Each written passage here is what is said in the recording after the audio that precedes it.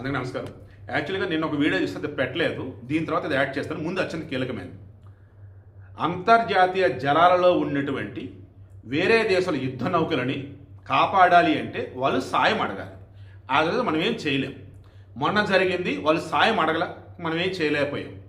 దానికి ఎవరైతే over action చేస్తూ పిచ్చి కోతలు కూర్చున్న చేతి బ్యాచ్ ఉన్నారో, హ్యాండ్ జాబ్ బ్యాచ్ ఉన్నారు, వాళ్ళు బతుకు ఇప్పుడు వస్తున్నారు జనాలు. చూడండి రాయండి, కొచ్చిలో వీళ్ళకి సంబంధించి ఇరాన్కి సంబంధించి రెండో యుద్ధ నౌక ఉంది. అది సేఫ్గా ల్యాండ్ ఉంది, అక్కడ ఉంది, సముద్ర జలాల్లో ఆగింది. వాళ్ళు వేరే అంతర్జాతీయ జలాల్లో ఉన్నప్పుడు మన ఇండియా రెండ్రా బాబు అంది, వాళ్ళు కూడా ఆ మాంసం వస్తున్నా ఉన్నారు, ఆపారు. ఒక యుద్ధ నౌక ఏమో మనల్ని దాటి శ్రీలంక బోర్డర్ కూడా దాటి వెళ్తుంది. అప్పుడు అక్కడ వాళ్ళ మీద వీడు టార్పిడోలతో దాడి చేశారు, సబ్మెరైన్ నుంచి టార్పిడోలు వస్తే దాడి చేసి బ్లాస్ట్. మేడే మేడే అన్నారు, శ్రీలంక వాళ్ళు వెళ్ళారు, పాపం సాయం చేశారు, ఒక 30 మంది బతుకున్నారు. అసలు ఇప్పుడు మనం కాపాడిన మొన్న ఎందుకు కాపాడలేకపోయాం?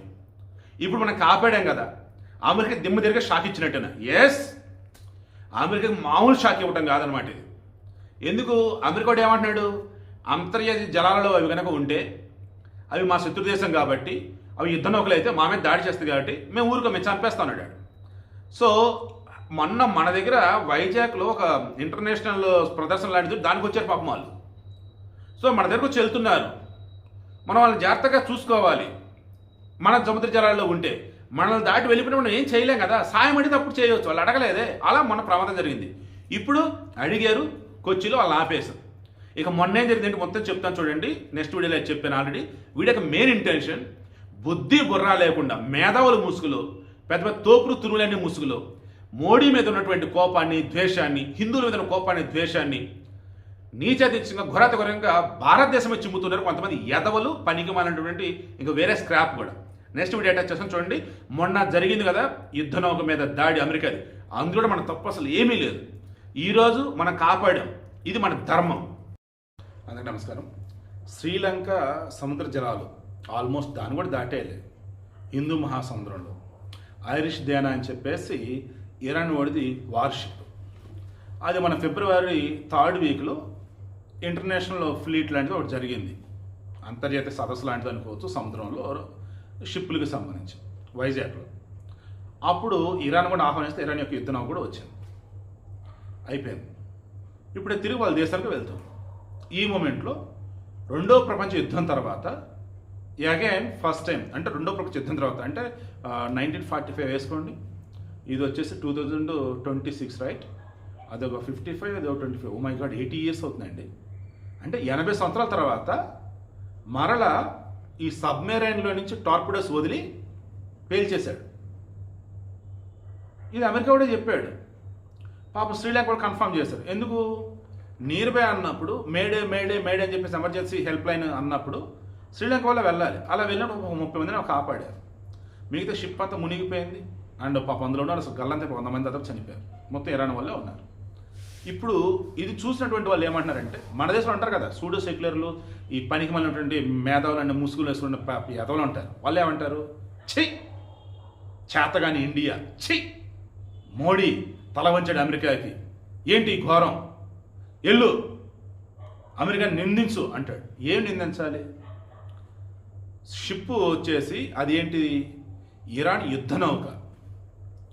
ఇరాన్కి అమెరికాకి ఆల్రెడీ యుద్ధం నడుస్తుంది. ఈ ఇరాన్ యుద్ధ నౌక మన దగ్గర ఉంది. ఎప్పుడు? ఫిబ్రవరి 3rd వీక్లో మన నుంచి బయలుదేరింది వాళ్ళ దేశం అని చెప్పి. ఈలోపు అక్కడ యుద్ధం డిక్లేర్ అయింది కదా, అప్పుడు యుద్ధం డిక్లేర్ అయింది, మనం అంతర్జాతీయ సముద్ర జలాల్లో ఉన్నాం, ఏదైనా తేడా వస్తే మనల్ని లేపేస్తాడు, వద్దు, మనం యుద్ధంలో పాల్గొనడం లేదు కదా, ఈ షిప్ని ఇలాగే ఉంచుతాం అన్నప్పుడు, అయితే భారతదేశ సముద్ర జలాల్లో ఉంచాలి, ఉంచావా? లేదు. శ్రీలంక సముద్ర జలాల్లో ఉంచావా? లేదు. అంతర్జాతీయ సముద్ర జలాల్లో ఉంచావు.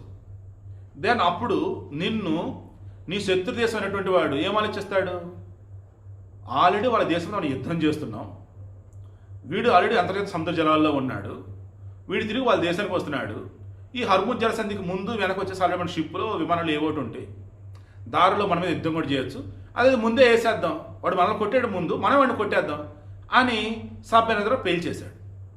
సో అది తప్పు కాదు అంటున్నారు. నెంబర్ 2, వాడు మన సముద్ర జలాల్లో లేడు, అలాగే శ్రీలంక సముద్ర జలాల్లో ఉన్నాడు, అక్కడ లేడు, అంతర్గత సముద్ర జలాల్లో ఉన్నాడు. అది మనం ఏం చేయలేం. నెంబర్ 3, మన దేశం నుంచి వాళ్ళ దేశం వెళ్ళకుండా సెక్యూరిటీ ఇవ్వచ్చు కదా అంటున్నారు కొంతమంది. మరి ఎదవల్లారా, అది యుద్ధ నౌకరా? Already they proved it. ఏమని? మేము యుద్ధం చేయగలం, మమ్మల్ని మేము కాపాడుకోగలమని. వీరుడికి మరలా సెక్యూరిటీ ఏంట్రా బాబు? అలా యుద్ధం దానికి మన సెక్యూరిటీ వస్తే ఇవ్వలేం కదా, అవసరం లేదు కదా. అది ఇక ఇంకేమైనా బ్యాలెన్స్ ఉన్నాయా? ఈ ఏమంటారు సబ్మెరైన్లు హిందూ మన సముద్ర జలాలకు సంబంధించి అన్నప్పుడు, అంటే మన సముద్ర జలాల్లో అటు తిరుగుతున్నాడు కదా, మరి మీరేం చేస్తున్నారు? మన సముద్ర జలాల్లో వచ్చినప్పుడు ఐడెంటిఫై చేసి మనం వార్నింగ్ ఇస్తాం.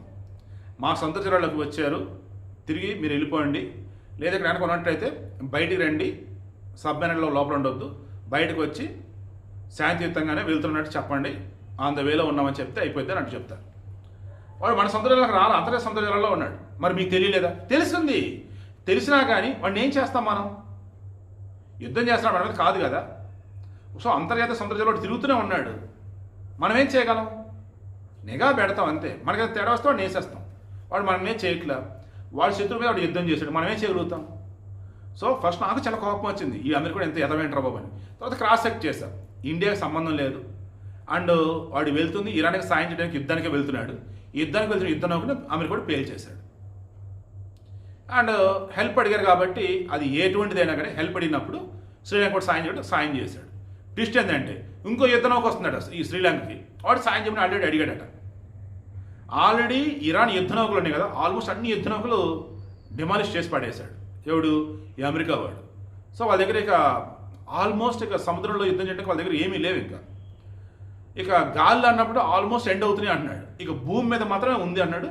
అది కూడా చేసేసి ఇరాన్ ఆక్యుపై చేస్తాను అంటున్నాడు ఇజ్రాయెల్ అండ్ అమెరికా. ఆ తర్వాత మాట్లాడు.